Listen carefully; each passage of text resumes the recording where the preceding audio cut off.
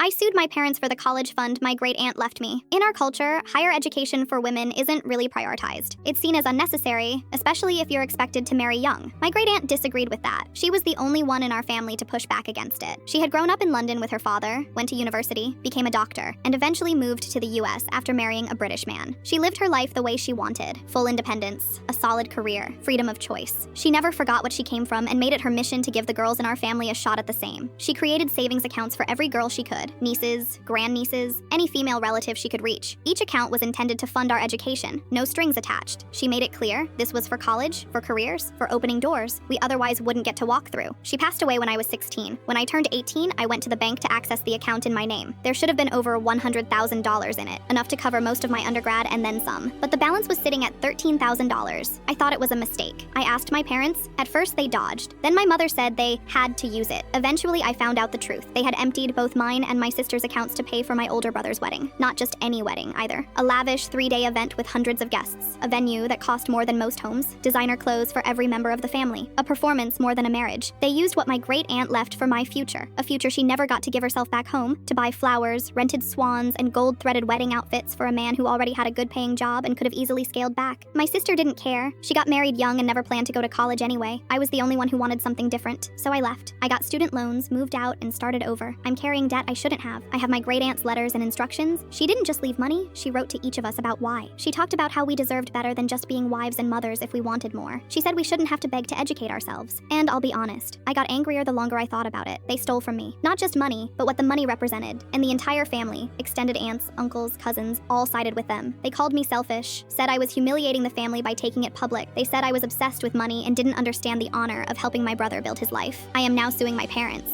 I'm asking for the full amount the account was supposed to have.